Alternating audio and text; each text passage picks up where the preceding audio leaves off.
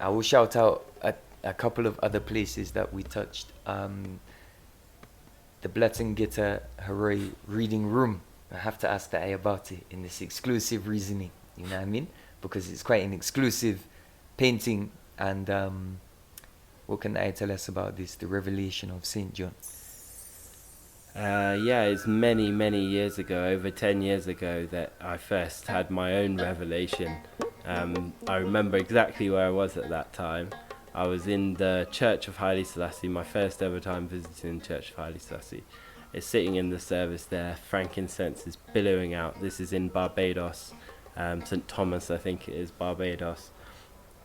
And frankincense billowing out this small wooden church building. And where I was sitting in the church, on my left-hand side was this revelation scene picture with the emperor standing before it. And so while I was in the meditation in the church, praying and so forth, I kept looking to my left at this picture. And then at one point it just hit me, like, what is this picture that His Majesty standing is all about? Like, there's literally a war going on in heaven, you know? Yeah. And the emperor is depicted in the war in heaven, in the revelation. Yeah. So then, like, from that, I kept searching for ages and ages and ages through different, like, I had access to different academic articles at the time, in the journals and so forth.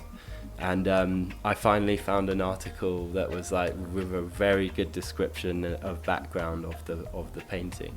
And it was painted by a British painter called Beatrice Plain in the 1940s, and it was a top secret project that she was working on in Ethiopia at that time. She was a writer. She had written about Lalibela and other places in Ethiopia, but she was also an artist. And the title of the painting is The Revelation of St. John. So the Book of Revelation. You see? And people have a lot of things that they think about Rastafari, but to me it's just like this painting and the description of it, which details that here the Ethiopian emperor is shown as the incarnated Messiah in the scene of Revelation. As Rastafari, all I do is agree. Yeah. I agree with that, you know, because that's what I'm seeing. And World War II and the total destruction that was going on at the time, and the emperor's moral place in that, not just at that time, but eternally, because on his shoulders is peace, equal rights, visions, and you know, just that ideology of that there can be a better world and that we could work with each other. The emperor said that, you know, what a wonderful world that it could be if only everyone respected the golden rule, you know.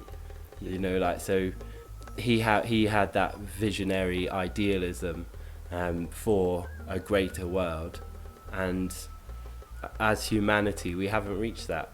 Racial equality, we haven't reached that. Nuclear disarmament, we haven't reached that. Universal brotherhood, sisterhood, we haven't reached those things, you know. So for me, I understand, like, for me that painting, it resonates, it's very special.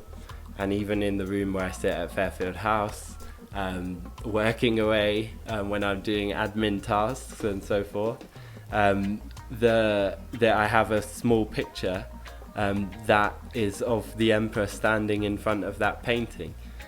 And then there's a mystic and enlightened understanding as well, because at Fairfield House, Haile Selassie, His Imperial Majesty, lost his best friend, Blaten Geta Heruoy, in 1938.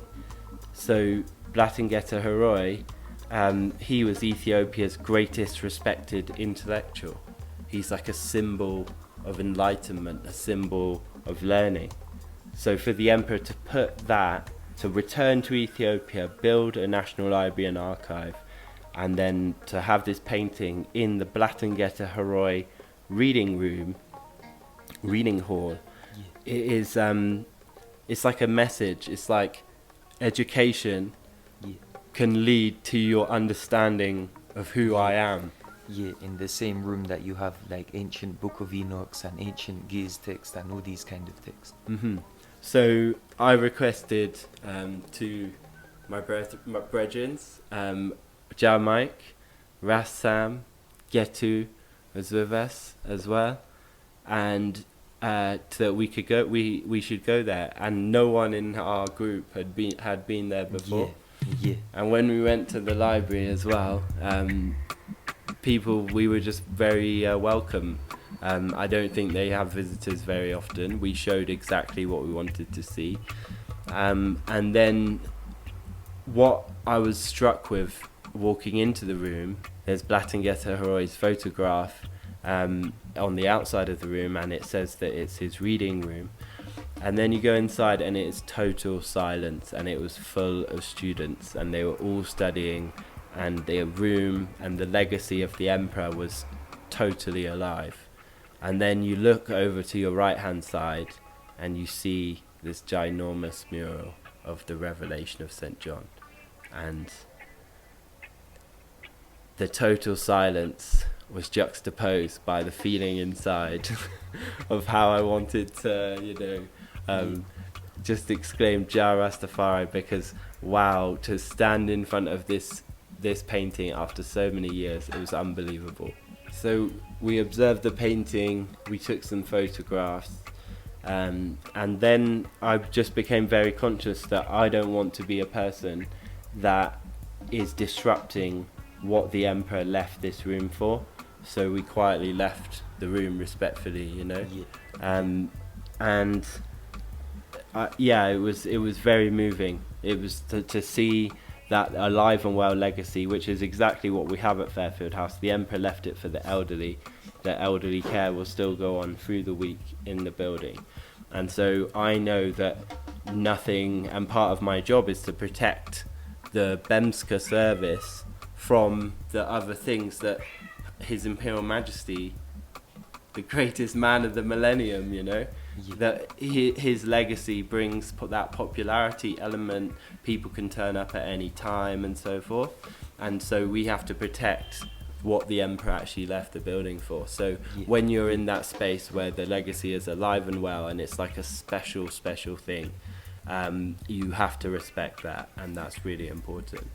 So it was so moving that I went back a second time, but this time I came armed with a book, and I sat there reading for an hour, and as did Geta with me, and that was very special, because I felt like I was using the room for its purpose.